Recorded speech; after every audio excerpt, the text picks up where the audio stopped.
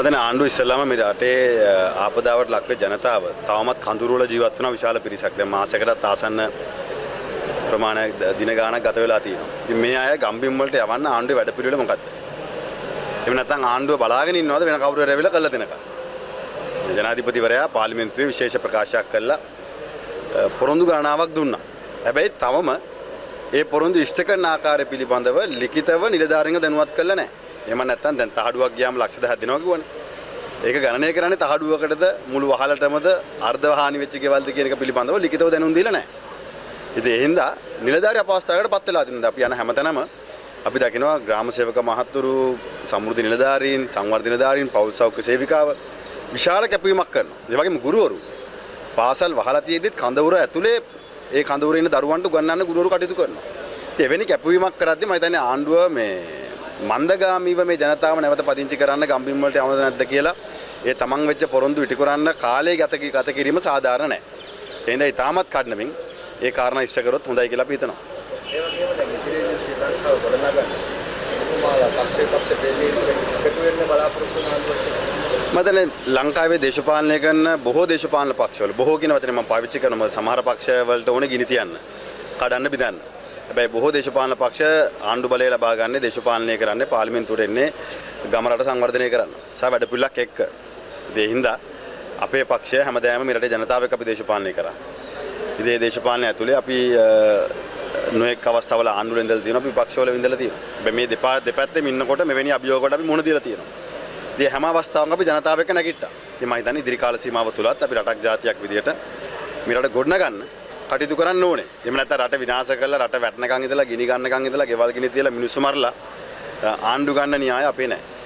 ඒ වගේම දැන් සමහරක් අය චෝදනා කරනවා විපක්ෂයේ අයට ගැටලුවක් වුණාම ඒකාබද්ධ ප්‍රතිපක්ෂ පිටව ගන්න නමුත් රටට ජාතික ආපදාවක් වුණාම ඒක දෙකම නැහැ කියලා. අපි එක් පක්ෂ තමන්ගේ පක්ෂයට හැකි ආකාරයෙන් මේ වෙලාවේ ගම්වල වැඩ කරනවා.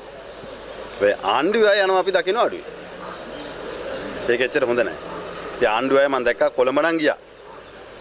අග්‍රාමාත්‍යවරියක ඉඳන් අතිගරු ජනාධිපතිතුමා දක්වා කැබිනට් ඇමතිවරු රේන් කෝට් ඇඳගෙන කොළඹ ඇවිද්දා. හැබැයි ඉතින් ඇත්තටම මේ ව්‍යසනයේ අඩුම හානි වුණේ මේ පළාතට. ඉතින් වැඩිම හානි වෙච්ච පළාත් වලට එය ගියේ නැහැ. ඉතින් අර රේන් කෝට් එක ඇඳගෙන බූට් දෙකක් දාගෙන ඒ පැති වලට ගියොත් මම හිතන්නේ හොඳයි කියලා අපි හිතනවා. ඒ වගේම දැන් විවසනයක් කරලා සිටිනවා.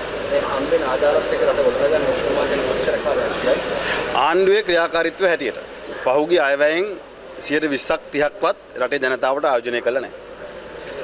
මීට මාසයකට ආසන්න කාලයක් ඇතුළත ජනාධිපතිවරයා පාර්ලිමේන්තුවේ විශේෂ ප්‍රකාශයක් කරා. එෙහිදී පොරොන්දු ගණනාවක් ලබා දුන්නා.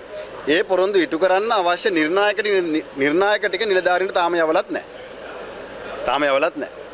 ඒ මිනිස්සුත් අසරණ වෙලා නිලධාරීත් අසරණ වෙලා. ඉතින් එවැනි මන්දගාමීව මේ අභියෝගයට මුහුණ දෙන්න උත්සාහ කරන ආණ්ඩුව තක්සේරුවක් පිළිබඳව අපට විශ්වාසයක් නැහැ.